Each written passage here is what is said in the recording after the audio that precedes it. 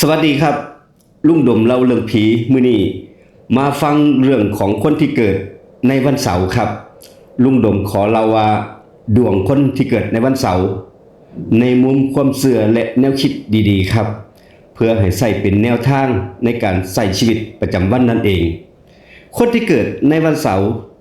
ถือเป็นวันแห่งความอดทนบททดสอบและพลังใจพลังของมื้อนี้สิหนุนคนที่บ่ยอมแพ้อย่างง่ายๆครับสำหรับเรื่องการงานคนที่เกิดในมื้อนี้เรื่องการงานมื้อนี้เป็นมื้อที่ต้องใช้ความอดทนสูง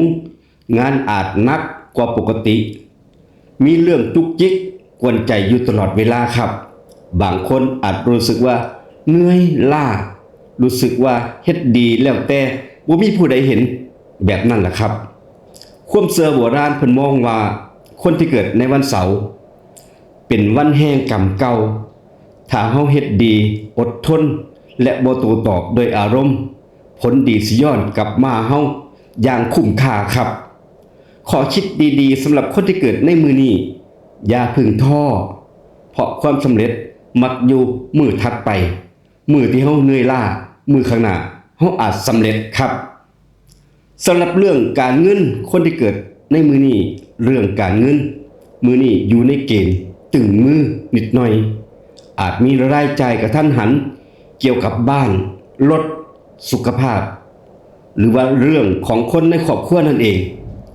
แต่ก็พอสิหนุนผ่านไปได้ถ้าบ่ใส่เงินตามอารมณ์ครับใส่เงินพอประมาณ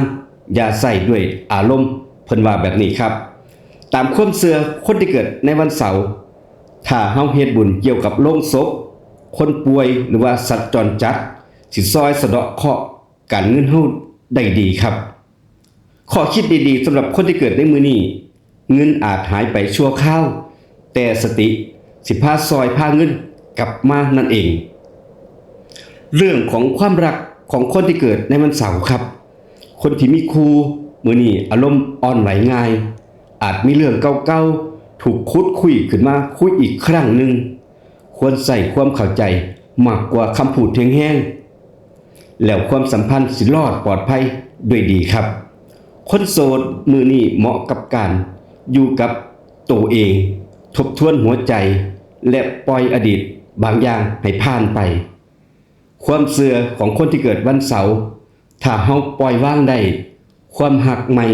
สิเข้ามาได้ง่ายมากขึ้นครับขอคิดดีๆสำหรับคนที่เกิดในมื้อนี้คนที่ผ่านเรื่องหนักๆมาได้สิกลายเป็นคนที่แข็งแกร่งแข็งแรงที่สุดชีวิตบ่ได้เป็นบททดสอบเพื่อทำลายเฮาแต่ให้เฮาเติบใหญ่แข็งแกร่งแข็งแรงขึ้นและเข้าใจโลกมากขึ้นครับทุกความเหนื่อยล้ามื้อนี้กำลังสร้างพลังให้เฮาในมื้อต่อไป